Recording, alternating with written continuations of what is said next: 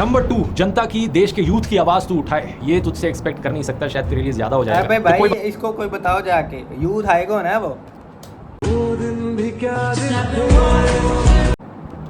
Hello guys, मैं हूं शहबाज और आप लोग देख रहे हैं शहबाजिस्तान। तो भाई ध्रुव राठी का सेकंड रिप्लाई एलविश यादव के लिए आया है। मैंने कभी इतनी लंबी वीडियो का रिएक्शन तो नहीं बनाया, रिएक्शन वीडियो नहीं बनाई, लेकिन अभी भाई आज ट्राई करते हैं बनता कि नहीं बनता। नहीं बना तो भाई सब क्या होगा, नहीं डालेंगे। लेकिन भाई पहला रिप्लाई बहुत तगड़ा था, दूसरा रिप्लाई मुझे लगता है उससे भी ज़्यादा तगड़ा होगा, क्योंकि ध्रुव ने कहा था कि भाई एक में सारे सवालों के जवाब नहीं दिए जाएंगे, दूसरे में और धोएंगे। अब देखिए भाई धोया है कि भाई हवा में बातें की हैं। 2 घंटे में 3 मिलियन व्यूज़ हो गए हैं और 7,28,000 लाइक्स हो गए हैं। तो देखते भाई क्या ही रंग खिलाया है। 35 मिनट 40 सेकंड की वीडियो, जो कि हम 1.25 पे देखने की कोशिश करेंगे ताकि जल्दी रिएक्शन खत्म हो। ओके, मेरे भाई मोबाइल की स्पेस ना खत्म हो जाए ब्रो। ओके 3, 2, 1 पकड़ लिया। अभी तो और झूठ पकड़ने बाकी है। फिर आते हैं मेरे आम आदमी पार्टी के कनेक्शंस पर। इन गोदी यूट्यूबर्स की फेवरेट कंस्पिरेसी। तुझे करंट इसलिए लग रहा है क्योंकि तेरे मुंह में राम है और दिल में नाथू राम है। पोशम पा भाई पोशम पा, लाल किले में क्या हुआ, 100 रुपए की घड़ी चुराई, अब तो जेल में जाना पड़ेगा। ठीक है, इसको कैसे पता 100 रुपए की घड़ी और मैंने चुराई? अरे भाई इसकी एलविश की बात है। नमस्कार दोस्तों, हरियाणा के हिसार डिस्ट्रिक्ट में गांव है राखीगढ़ी। यहाँ एक्सकेवेशन हुई तो पता चला कि यहाँ 7-8 हजार साल पुरानी एक सिविलाइजेशन रहा करती थी। लेकिन कमाल की बात देखिए कि वो सिविलाइजेशन आज तक एलविश यादव की गली तक नहीं पहुंची, क्योंकि ये बेवकूफ आज भी अनसिविलाइज है। कहीं गाली गलौज करना, कहीं मारपीट करना, नफरत फैलाना, नशे करना, युवाओं को बेटिंग की आदत लगवाना, लड़कियों को ऑब्जेक्टिफाई करना, ये सब इसके यार एलविश उसकी हर बात का जवाब देता है, हर बात का जवाब। ये बैटिंग ऐप का जवाब क्यों नहीं देता आज तक? एलविश भाई ये आई नो आप वीडियो बना रहे हो, उस पर बना दी होगी, लेकिन उसने ऊपर भाई साहब वो पता नहीं कौन सा मूव खेल दिया कि आपकी वीडियो आने से पहले ही उसने भाई अपनी फिर से वीडियो डाल दी। तो आपको फिर वेट करना पड़ेगा इसका भी रिप्लाई करने के लिए। रोज के कारनामे हैं और इसके क्रिंज कंटेंट को जब व्यूज ना मिले तो बीच बीच में ध्रुव राठी के ऊपर वीडियो बना। ये तो वैसे भी इन गोदी यूट्यूबर्स की निंजा टेक्निक है। मुझे लगता है कि ऐसे यूट्यूबर्स की बेवकूफी एक्सपोज करी जानी चाहिए जनता के सामने, ताकि लोगों को पता तो लगे अगर वो ऐसे यूट्यूबर्स को फॉलो करते हैं तो वो कितने बड़े बेवकूफों को फॉलो कर रहे हैं। हालांकि वो अलग बात है, इन यूट्यूबर्स को खुद कोई फर्क नहीं पड़ना, क्योंकि एलविश जैसे बेशर्म लोग मानते हैं कि बदनाम हुए तो क्या हुआ, नाम तो होगा। अच्छा भी हुआ और बुरा भी हुआ। बुरा क्या हुआ? बुरा यही हुआ कि मीम्स बन रहे थे, हंस रहे थे। ये तो अच्छी बात है, पब्लिसिटी होती है। पिछले वीडियो के बाद आप भाई कुछ लोग मुझसे पूछ रहे थे कि मैं क्यों टाइम वेस्ट कर रहा हूँ एक इंसान पर वीडियो बनाकर। मेरा भी यही क्वेश्चन कि भाई दूसरी वीडियो की क्या जरूरत थी? अभी मैंने थोड़ी देर पहले ये बात की लाइव स्ट्रीम में। खैर बात कुछ ऐसी है दोस्तों कि यहाँ बात सिर्फ इसे एक इंसान की नहीं है। हमारे समाज में जितनी भी गलत चीजें हो रही हैं, मेरा मानना है कि ये एक एलविश यादव की पर्सनैलिटी उन सब गलत चीजों का पर्सोनिफिकेशन है। ऐसे लोग हमारे समाज के लिए, देश के लिए एक बहुत बड़ा खतरा बन चुके हैं और इसे एक को सुधार दिया तो उसका असर हमें लाखों करोड़ों लोगों पर देखने को मिलेगा। तो आइए इस वीडियो के फर्स्ट हाफ में सबसे पहले इसके कुछ और झूठ पकड़ते हैं और सेकेंड हाफ में इसे पकड़ते नहीं पकड़ते हैं, सुधारने का काम चालू करते हैं। थोड़ा अपना भी दिमाग लगा लो यार। अभी वीडियो खत्म नहीं हुई, अभी तो बहुत बची होगी। मुझे पता नहीं कितनी बड़ी वीडियो हो चुकी है अभी तक, बट अभी आएंगे और भी पॉइंट्स हैं। पिछले वीडियो में इसका बेवकूफी काउंटर 9 पर था, तो वहीं से कंटिन्यू रखते हैं। एलविश कहता है कि मैंने अपने टेलीग्राम ग्रुप में पोर्नोग्राफिक कंटेंट शेयर किया। और एथिक्स की बात करने वाला हमारा ध्रुव भाई टेलीग्राम ग्रुप में पोर्नोग्राफिक कंटेंट शेयर करता था, जिसके चक्कर में टेलीग्राम ने इनका ग्रुप बैन कर दिया। देख एलविश, हर इंसान के पास यहाँ एक चीज होती है जिसका नाम है दिमाग। अगर तू इस चीज का थोड़ा सा भी इस्तेमाल कर लेता तो अपने आप से पूछता कि आखिर मैं अपने टेलीग्राम ग्रुप में पोर्नोग्राफिक कंटेंट क्यों शेयर करना चाहूंगा, मुझे क्या मिलेगा ये करके। ऑब्वियसली ये चीज झूठ है और मैंने ऐसा कभी नहीं किया। कुछ साल पहले टेलीग्राम पे एक ये बड़ा कॉमन बग था। गूगल पर सर्च करके देख टेलीग्राम पोर्नोग्राफिक बग, रेडिट पर ढेर सारे लोग मिल जाएंगे जो इस चीज को लेकर कंप्लेन कर रहे हैं कि ऐसा क्यों हो गया, जबकि उन्होंने ऐसा कुछ भी नहीं किया था। एनीवेज, फिर एलविश मेरी टीम की बात करता है, कहता है कि मेरी टीम में 3 लोग हैं। ये अपनी वीडियो लिखवाता है विजेता धैया से, समझ रहे हो? वो एक मूवी डायरेक्टर है और इनकी टीम में 3 बंदे काम करते हैं, राहुल, अक्षय और मानव। इस चीज को लेकर कई इंटरव्यूज में मैंने बहुत बार बात करी और बार बार एक ही चीज कही है कि मेरी टीम में 10 से 15 लोग हैं। अरे बेसिक लिटरेसी चाहिए, कम से कम एक इंटरव्यू ही देख लेता मेरे ऊपर वीडियो बनाने से पहले। आपकी टीम कितनी बड़ी है? मैंने 50-100 लोग हैं, कितने लोग हैं? 50-100 तो नहीं है, 10 हैं, 10-11 हैं मैं कहूँगा। ऊपर से तुझे काउंटिंग करने अरे भाई इंटरव्यू भी नहीं देखे, रिसर्च टीम किधर है आपकी? वो तो देखते।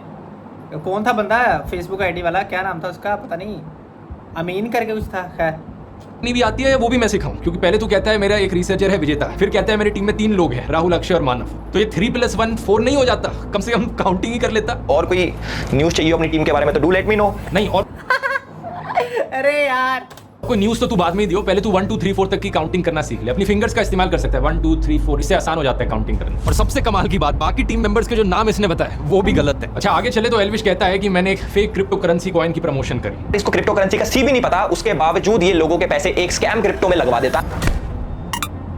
चलिए इसका भी पूरा मामला क्लियर कर देते हैं। ये 3 साल पुरानी बात है, अक्टूबर 2021 की, जब मुझे इस कंपनी से ईमेल आई प्रमोशन के लिए। यहाँ स्क्रीन पर आप देख सकते हैं मैंने इस ईमेल का क्या रिप्लाई दिया। मैंने लिखा कि मुझे इस प्रोजेक्ट के पीछे के इन्वेस्टर्स कौन है वो जानने हैं, मुझे उनकी डिटेल्स चाहिए और मुझे ये डिटेल्स चाहिए कि इनमें कोई चाइनीज इन्वेस्टमेंट्स तो नहीं है, क्योंकि मैं चाइनीज कंपनीज को प्रमोट नहीं करता। फिर मैंने इनसे कहा एक कॉल करने को, तो इनके सीईओ ने मेरे साथ डायरेक्टली बात करी। इन्होंने मुझे बार बार अपने डॉक्यूमेंट्स दिखाकर रीअश्योर किया कि जो भी मैं प्रमोट कर रहा हूँ वो सही चीज़ है, और प्रूफ के तौर पर इन्होंने economic times, money control, NDTV profit जैसे अखबारों में इन्होंने जो एडवर्टोरियल्स छापे थे वो भी दिखाए। तीसरा ये प्रमोशन आया था एक ऐसी एजेंसी से जिसके को फाउंडर खुद इंडिया के पॉपुलर यूट्यूबर्स में से है। ये एक एस्टैब्लिश्ड एजेंसी है जिसके साथ सभी यूट्यूबर्स रेगुलरली काम करते हैं, तो इसकी वजह से भी मेरी रीअश्योरेंस बढ़ गई। लेकिन बात कुछ ऐसी है दोस्तों कि मैं हूं तो एक इंसान ही, एक बायोलॉजिकल ह्यूमन बीइंग हूं मैं। मेरे अंदर कोई डिवाइन एनर्जी नहीं है कि मैं अंतर्यामी बन जाऊं जिससे मुझे पता लग जाए कि इस कंपनी के साथ फ्यूचर में क्या होने वाला है। क्योंकि ये तो ऐसी बात हो गई जैसे कि शाहरुख खान और अमिताभ बच्चन एवरेस्ट के मसालों की ऐड करते हैं और बाद में जब खबर आती है कि इन मसालों में कैंसरस केमिकल्स पाए गए तो आप शाहरुख खान और अमिताभ बच्चन से पूछते हो कि ऐड क्यों करी आपने। हम मतलब वो था, गलत था जो भी इसने वो प्रमोट किया ना क्रिप्टो करेंसी। ठीक है, गलती मान रहा है, अच्छी बात है।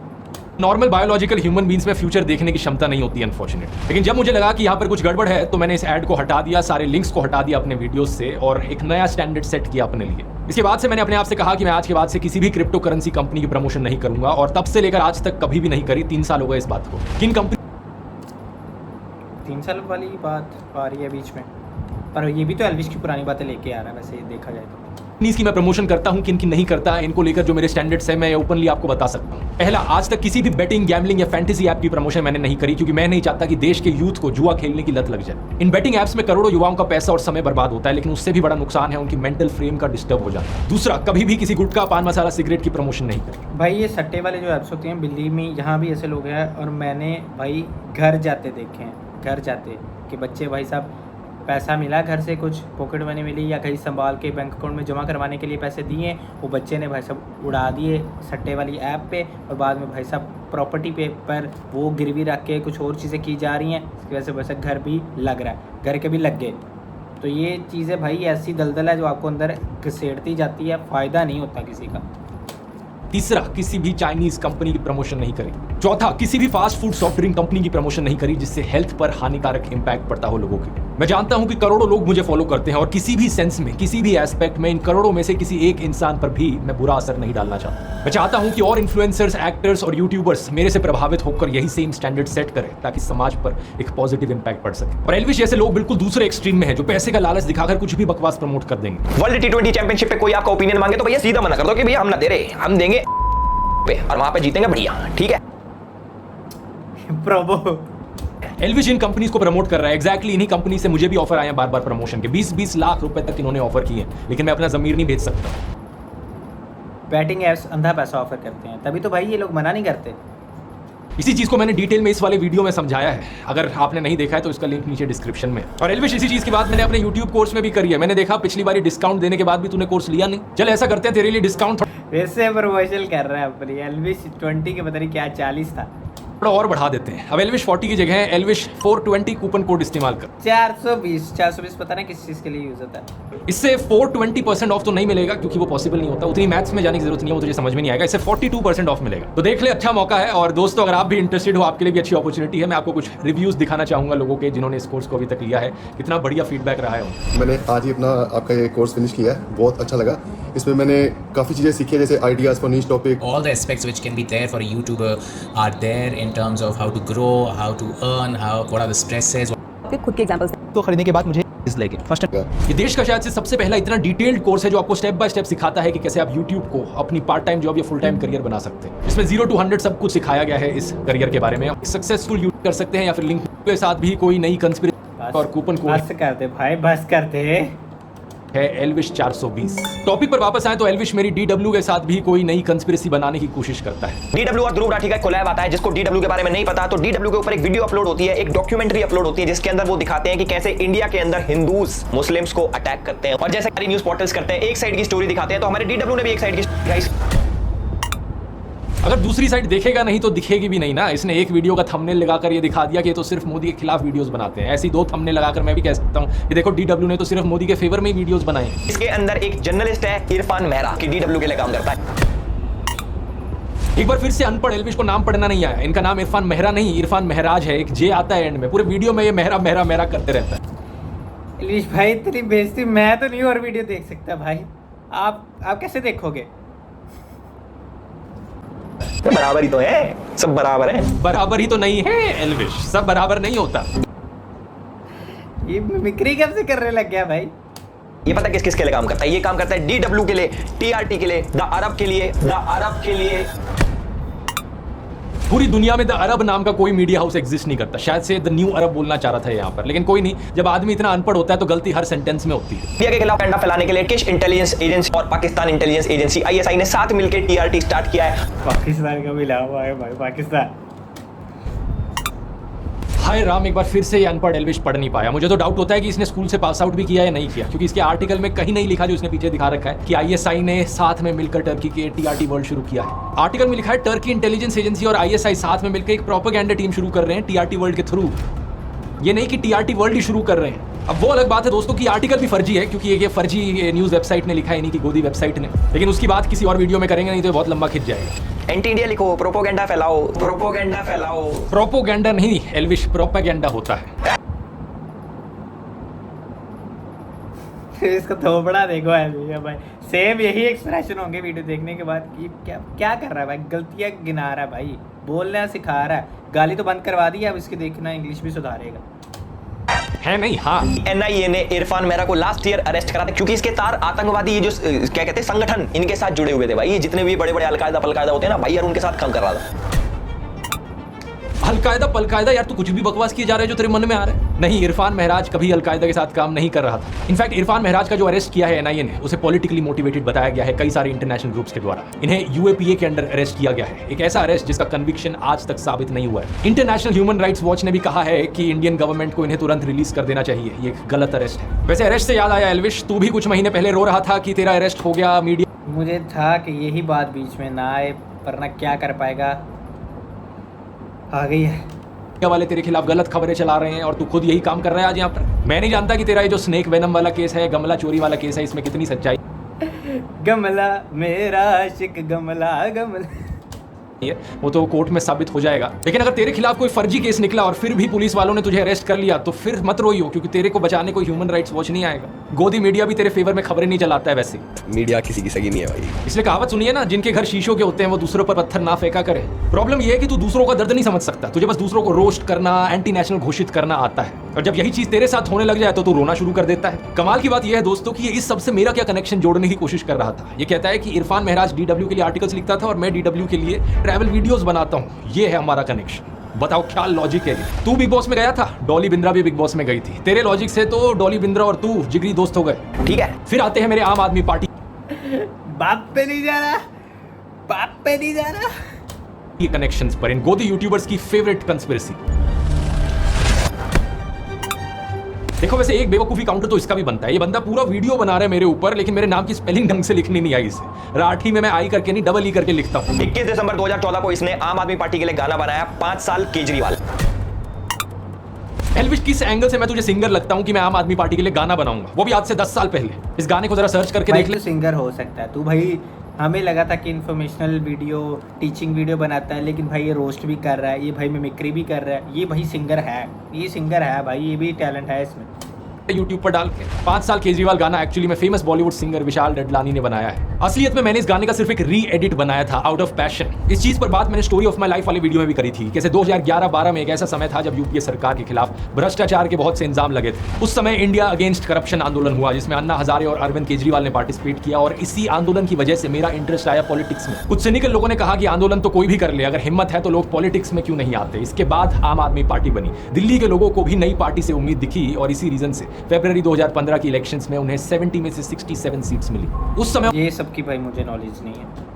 उनके पास बड़ी बड़ी कंपनियों के द्वारा दिया गया हजारों करोड़ का चंदा नहीं था, आम लोग ही उन्हें पॉलिटिकल फंडिंग दे रहे थे। क्योंकि मैं इस चीज को लेकर बड़े पैशनेटली फील करता था तो मैंने ओपनली उन्हें सपोर्ट किया और वॉलंटियर किया उनके लिए अपनी एडिटिंग स्किल्स का इस्तेमाल करते हुए। मैं उस समय एक स्टूडेंट था, अपनी इंजीनियरिंग की पढ़ाई कर रहा था जर्मनी में, तो जो फ्री टाइम था उसमें मैंने कुछ ग्राफिक डिजाइनिंग करके इनके लिए पोस्टर्स बनाए और 1-2 गानों की एडिटिंग करी। लेकिन नोट करने वाली बात यह कि ना तो किसी ने मुझे कहा ये करने को, ना किसी ने मुझे पैसे दिए ये करने के लिए, और ना मैं कभी ऑफिशियली या अनऑफिशियली पार्टी का मेंबर था। जो मैंने किया अपनी मर्जी से किया, अपने पैशन के बल पर किया। 2017-18 तक भी आपको मेरे फेसबुक पोस्ट मिल जाएंगे, यूट्यूब वीडियोस मिल जाएंगे जहां पर मैं उन्हें सपोर्ट कर रहा हूं ताकि उन्हें फुटेज मिल सके, भारत की राजनीति में एक नई पार्टी सर्वाइव कर सके। अगर कल को किसी दूसरी स्टेट में फिर से कोई नई पार्टी खड़ी हुई जिसको लेकर मुझे लगा कि ये ईमानदार है और इसके पॉलिटिक्स में आने से देश की राजनीति पर एक पॉजिटिव इंपैक्ट पड़ेगा, तो इस बात में कोई दो राय नहीं है कि फिर से मैं ओपनली अपना सपोर्ट जताऊंगा। लेकिन इस सबसे मेरा कोई पर्सनल फायदा होगा या मेरा कोई पर्सनल फायदा हुआ आम आदमी पार्टी को सपोर्ट करने से, रत्ती भर भी नहीं। कई लोगों ने अफवाह फैलाई कि मेरा कोई रिलेटिव आम आदमी पार्टी में है, ये चीज सरासर झूठ है। मैं ना किसी पॉलिटिकल पार्टी का मेंबर था, ना कभी किसी पॉलिटिकल पार्टी से पैसे लिए, और ना ही मेरी फैमिली में कोई किसी भी पॉलिटिकल पार्टी का मेंबर है। अब तो उसने इंटरव्यू में बताया था कि भाई अगर पैसे चाहिए होते तो मैं भाई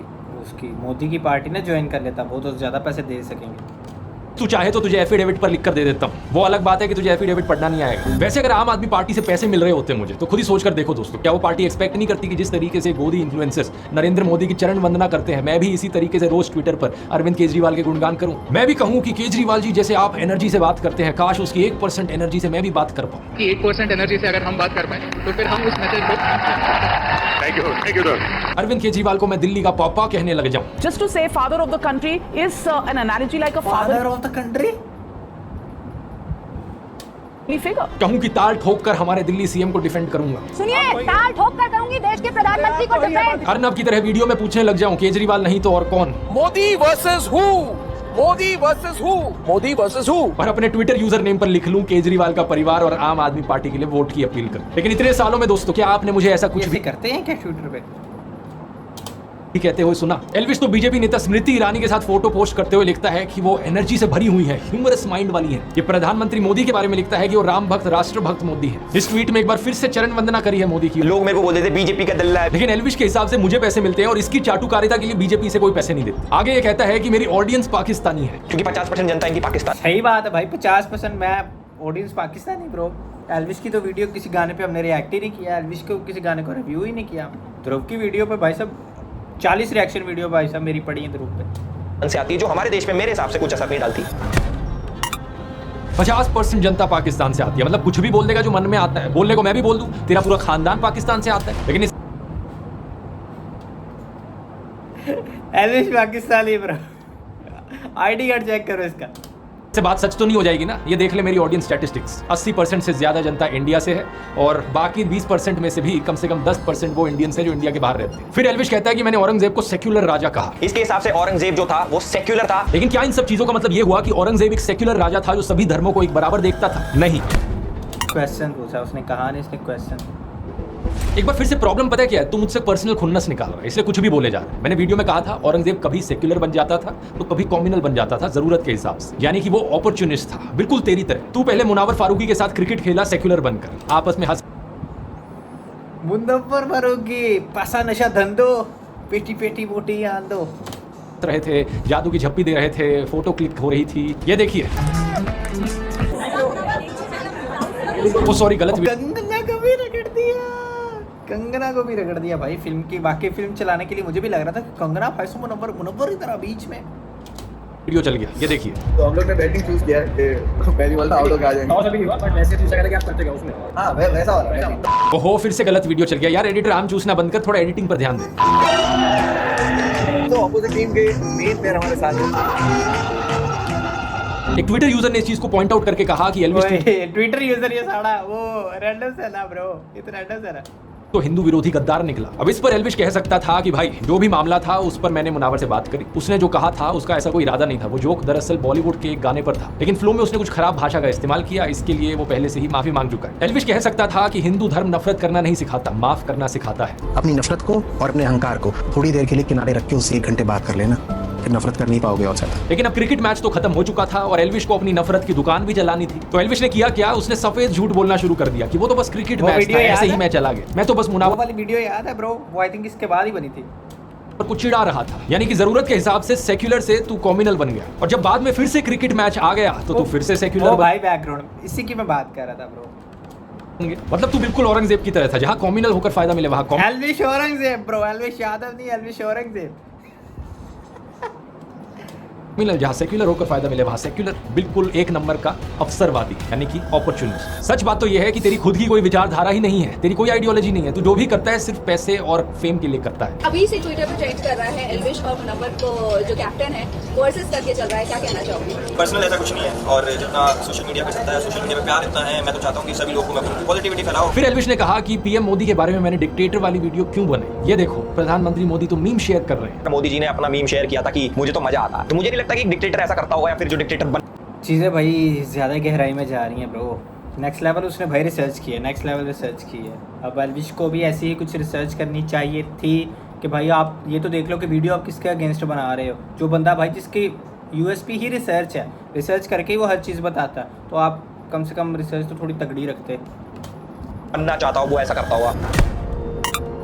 ये तो वही बात हो गई कि आपको कोई कहे कि शराब पीने से हार्ट डिजीज का रिस्क बढ़ता है, लिवर खराब हो जाती है आपकी, लेकिन आप कहो कि भाई शराब इतनी भी हानिकारक नहीं है, क्योंकि देखो शराब पीने से फीवर नहीं होता। दारू नहीं रे बाबा, दवाई है। कोई सेंस बना इस बात का? जो मैंने 10 एग्जांपल्स गिनवाए देश में बढ़ रही डिक्टेटोरियल टेंडेंसीज के, उनका क्या? जब मोदी हटाओ देश बचाओ के पोस्टर्स चिपकाने पर 6 लोगों को गिरफ्तार कर लिया जाता है, 140 से ज्यादा सांसदों को सस्पेंड कर दिया जाता है, ईडी जैसी सेंट्रल एजेंसीज का वेपनाइजेशन किया जाता है, तब जवाब में क्या आता है कि ये देखो पीएम मोदी ने मीम शेयर कर दिया। और वैसे इस मीम में था भी क्या? प्रधानमंत्री अरे जे कौन मोदी का एक कार्टून वाला कौन सा रैपर था यार ये, स्टेज पर डांस कर रहा था, इसमें कुछ अरेस्ट करवाने जैसा था क्या? इसे एक मीम को शेयर करने पर कोई अगर नरेंद्र मोदी को महान मानने लगे तो उस इंसान की चाटुकारिता का जो लेवल है ना वो अलग ही होगा। लोग मेरे को बोलते थे बीजेपी का दल्ला है, क्योंकि बस गूगल करके देख लो कितनी बार लोगों को अरेस्ट किया गया है नरेंद्र मोदी की आलोचना करने के लिए, इतनी लंबी लिस्ट मिल जाएगी। लेकिन एल्विश के हिसाब से ये सब ठीक है, और असली डिक्टेटर तो ध्रुव राठी है। मजाक नहीं कर रहा, ये मुझे डिक्टेटर घोषित करने की कोशिश कर रहा है, क्योंकि मैंने कुछ गालीबाज बदतमीज ट्रोल्स को ब्लॉक कर दिया ट्विटर पर। मैं बताता हूँ डिक्टेटर कौन होते हो भाई तुम।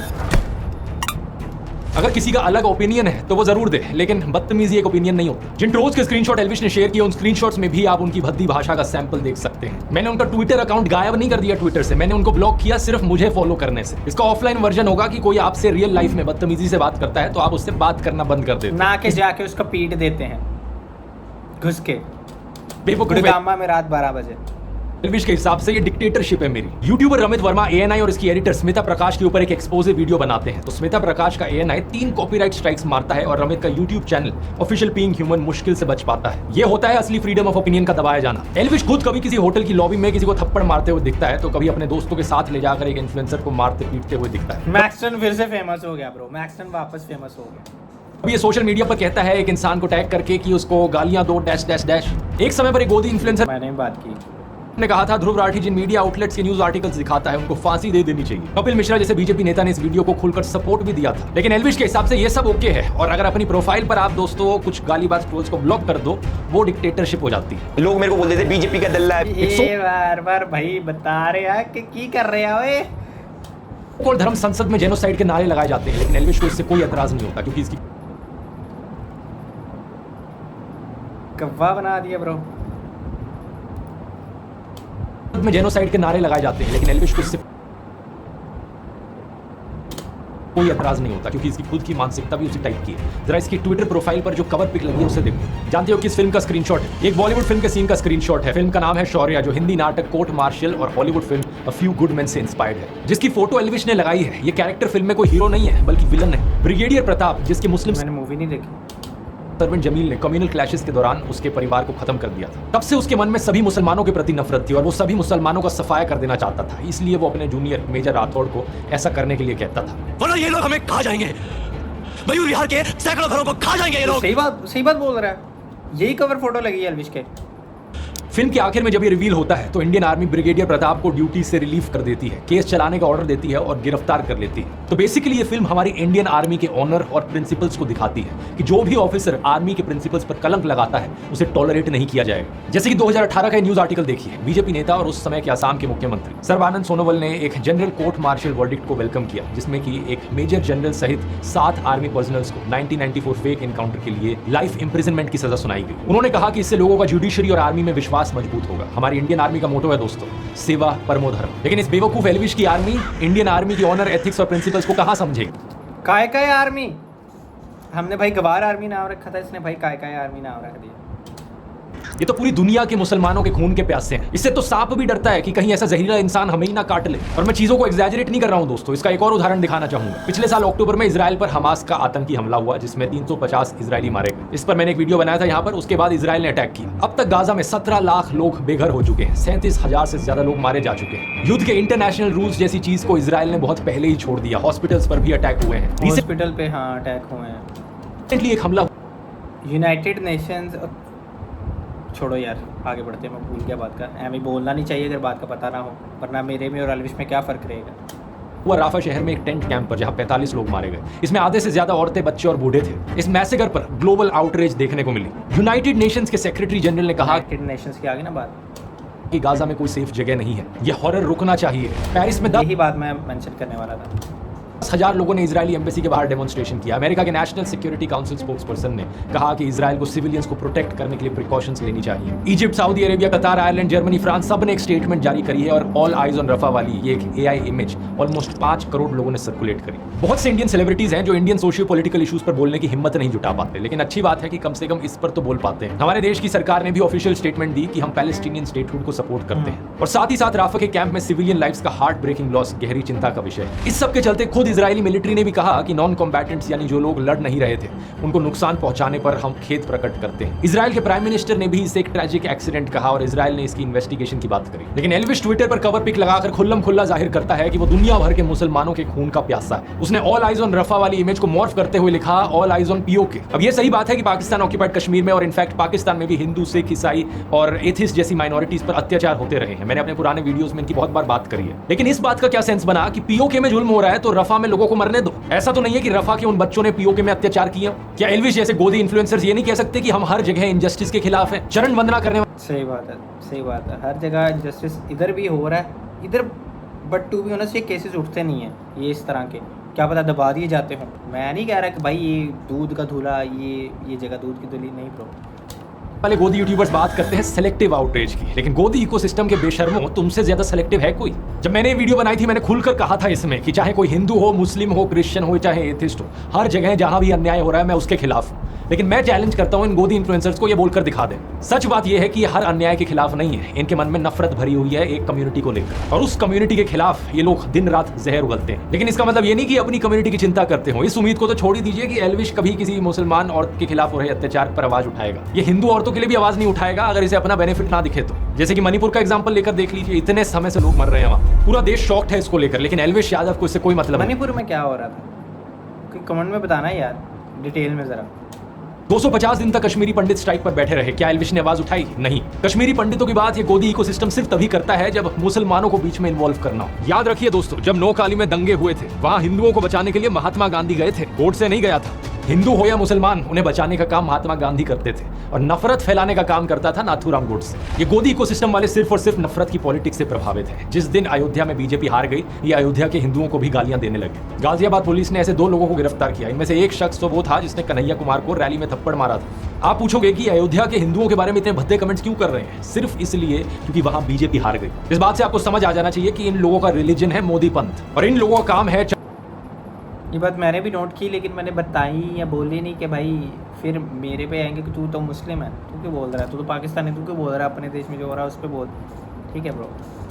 चाटुकारिता करते हुए सत्ता की मलाई चाटना। सच बात तो यह है कि एल्विश जैसा इंसान जो अपने ही देश को धर्म के नाम पर बांटना चाहता हो, देश प्रेमी कैसे हो सकता है? ये कौन सा राष्ट्रवाद है जहां अपने ही राष्ट्र की अखंडता पर हमला करो, हर रोज नफरत का जहर घोलो समाज में? उपनिषदों में ऐसे लोगों को छोटी सोच का इंसान कहा गया है। ऐ निज परोवेती गणना लघु चेतसाम उदार चरिता नाम तू वसुदैव कुटुंबकम, यानी यह मेरा वह पराया, ऐसी गिनती छोटी सोच वाले लोग करते हैं। उदार हृदय वालों के लिए तो पूरी दुनिया ही एक परिवार है, जो G20 की थीम थी, वसुदैव कुटुंबकम। अब पूरी दुनिया को परिवार मानो, इस सोच को तो कहां एल्विश समझ पाएगा, लेकिन कम से कम देश को तो मत तोड़ना। इतने बुरे नहीं है इस देश के मुसलमान, देख कि जरा क्या कहते हैं।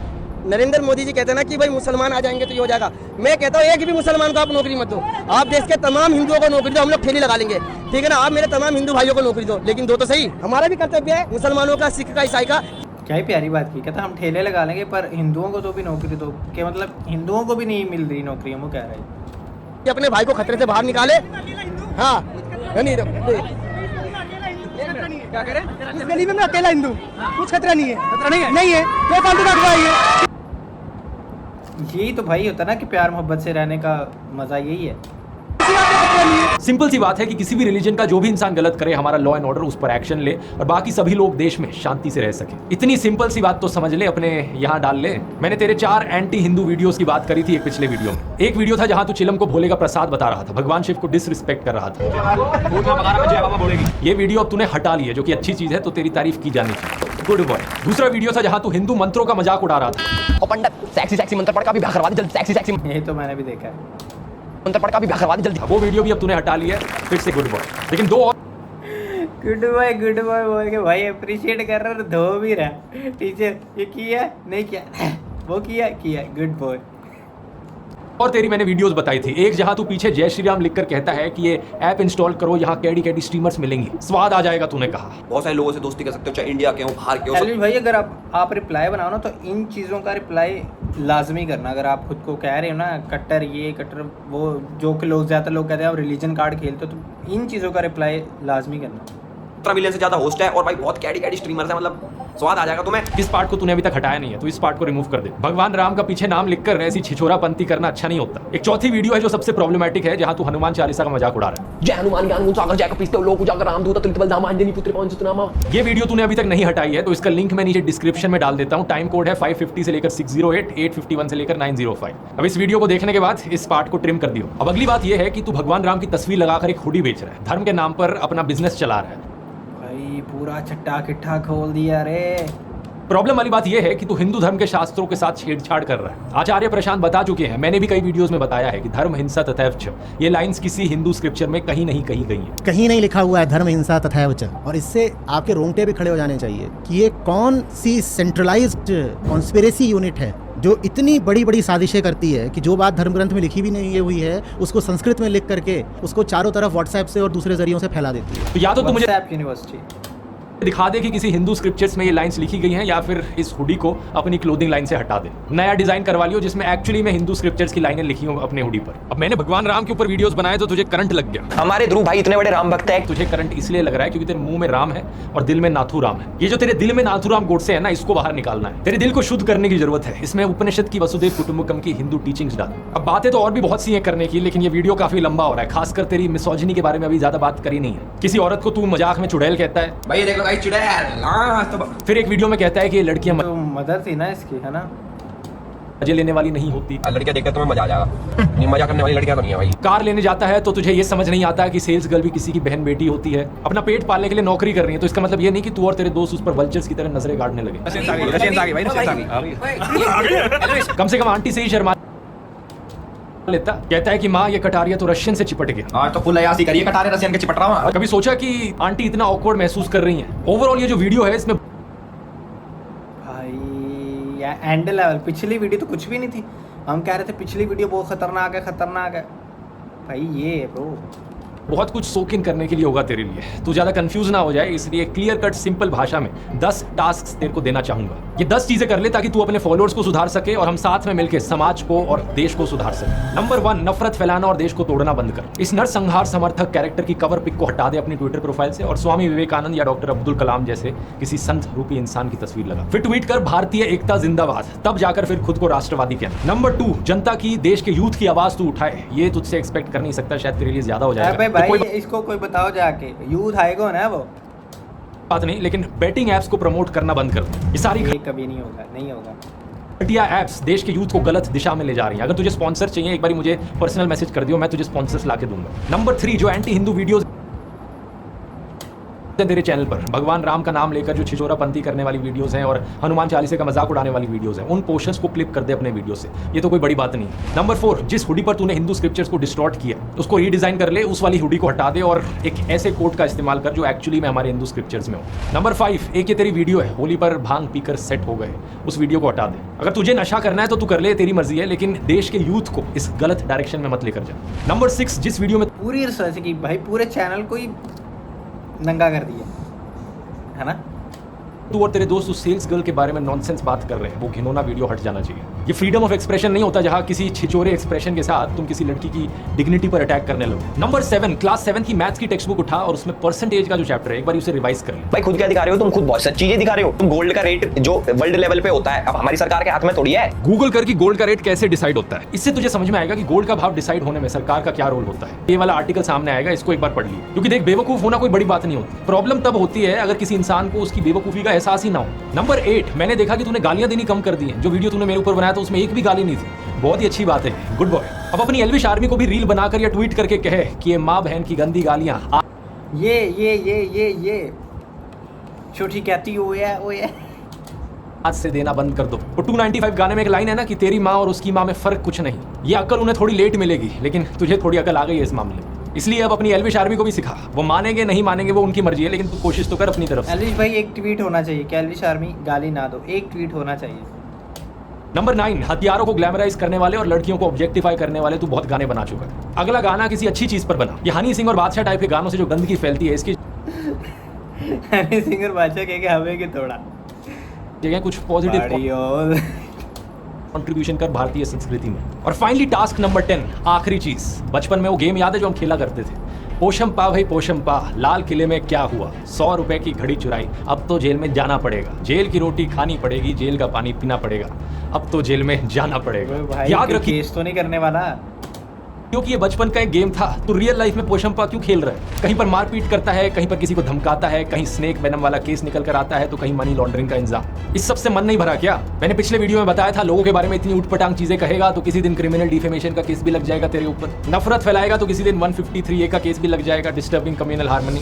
एक बात तो तूने किसी को कार से टक्कर ही मार दी थी, वो इंसान बच गया, थैंकफुली शुक्र है। किसी ना किसी दिन ये पोशंपा के इस गेम में तू सही में जेल कार आई थिंक एल्विश नहीं चला रहा था, कोई और चला रहा था जितना मुझे पता, शायद मैं गलत भी हो सकता हूं, खाने लगेगा। इसलिए कह रहा हूँ सुधर जा, अभी भी टाइम है। उम्मीद करता हूँ ये काउंटर तेरे लिए काफी रहा होगा। अभी भी मन ना भरा हो काउंटर से तो मुझे बता दियो। और दोस्तों मैं उम्मीद करता हूँ ये काउंटर इन सभी गोदी यूट्यूबर्स के गैंग के लिए काफी रहा होगा। उम्मीद है बाकी गोदी यूट्यूबर्स को भी एक सीख मिलेगी इस वीडियो से। तब तक के लिए अगर आप इंटरेस्टेड है यूट्यूब को अपना करियर बनाने में तो कोर्स का लिंक नीचे कोड है भाई एल्विश 420 डिस्क्रिप्शन में मिल जाएगा। कूपन कोड है एल्विश 420। और रिलीजन वाले एस्पेक्ट के ऊपर एक और जो मैंने डिटेल वीडियो बनाया था वो ये है, यहाँ क्लिक करके देख सकते हैं। मिलते हैं अगले वीडियो में, बहुत बहुत धन्यवाद।